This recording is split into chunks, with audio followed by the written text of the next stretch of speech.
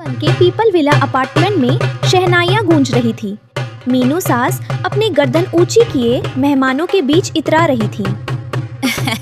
देखा टुनटुनी, इसे कहते हैं खानदानी बहू। शहर की रईस पिंकी चिड़िया अब मेरे घर की शोभा बढ़ाएगी। ढेर सारा दहेज और अंग्रेजी बोलने वाली बहू। पर मीनू बहन, घूंघट तो बहुत लंबा है, चेहरा तो दिखाया ही नहीं। अरे, अमीर घर की बेटियां जरा शर्मीली होती हैं। मंडप में धुंधली रोशनी थी। दूल्हा टुन्नू चिड़ा सेहरा बांधे बैठा था। बगल में घूंघट ओढ़े रानो बैठी थी। मीनू सास खुशी से फूली नहीं समा रही थी। उसे लगा उसने शहर की अमीर और पढ़ी लिखी पिंकी चिड़िया से बेटे की शादी कराई है। तभी पंडित तोता ने मंत्र पढ़े और रानो से कुछ बोलने को कहा।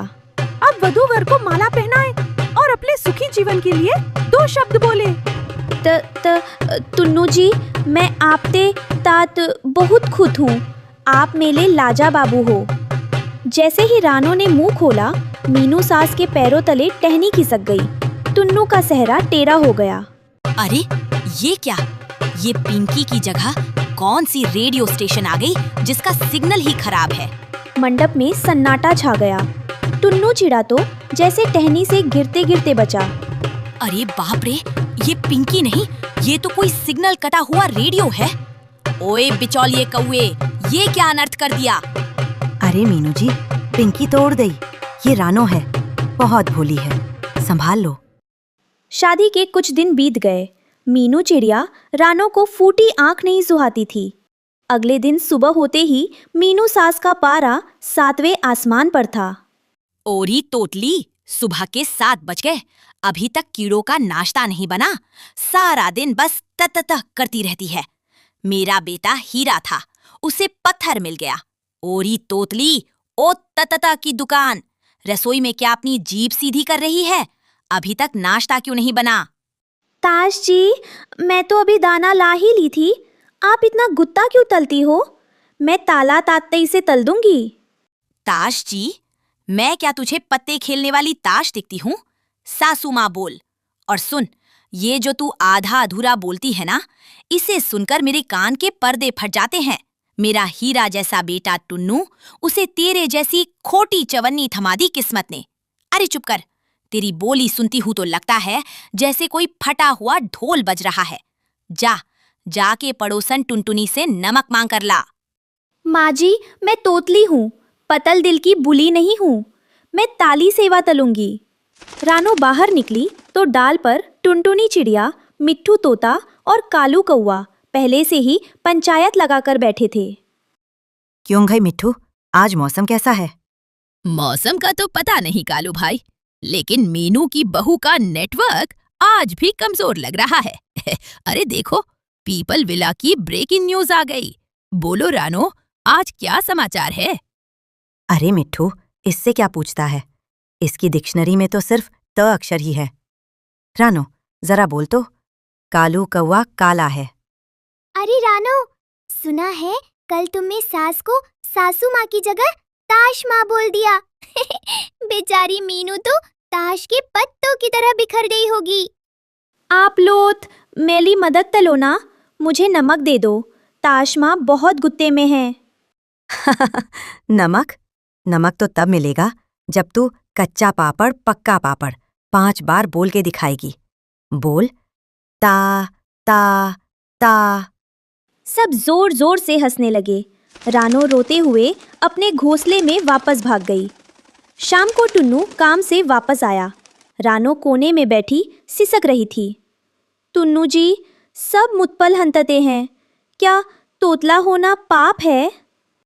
नहीं रानो, पाप नहीं है। माँ और ये पड़ोसी बस ऊपरी चमक देखते हैं। तुम फिक्र मत करो रानो।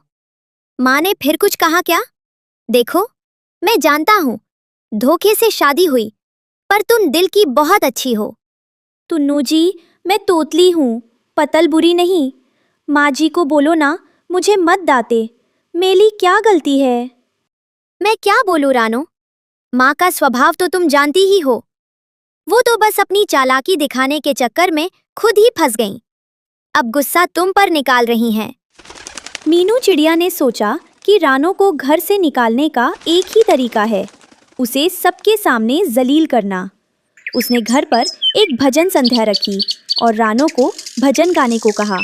आज मोहल्ले के सब लोग आएंगे। रानो, अगर तूने आज ठीक से भजन नहीं गाया तो तू इस घोंसले से बाहर। माँ जी, मुझे सबसे ततने मत गवाओ, लोग हंसेंगे। हंसेंगे तो हंसेंगे, तुझे तो गाना ही पड़ेगा। भजन संध्या शुरू हुई। रानो कांप रही थी।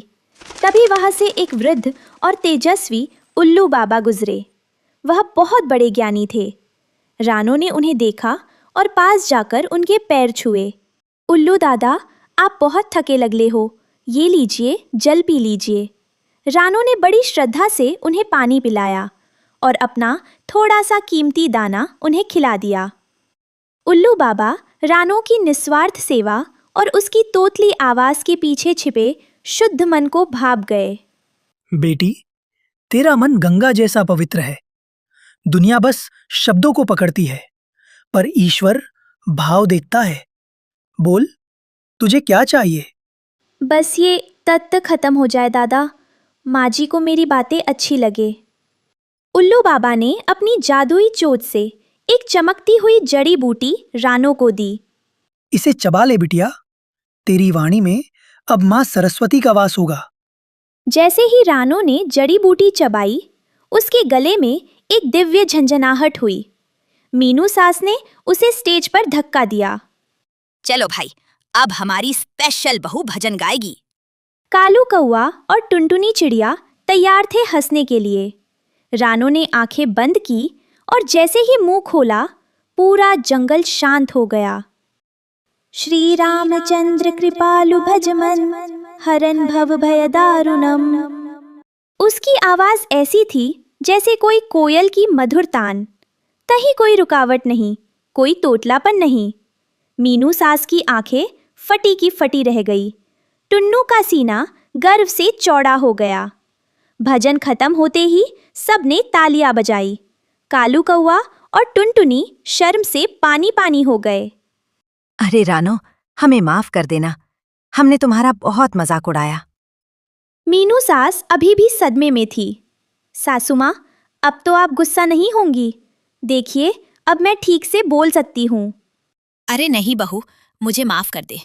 मैं तो तेरी बोली के पीछे तेरा साफ दिल देख ही नहीं पाई। मैं अपनी चालाकी में अंधी हो गई थी।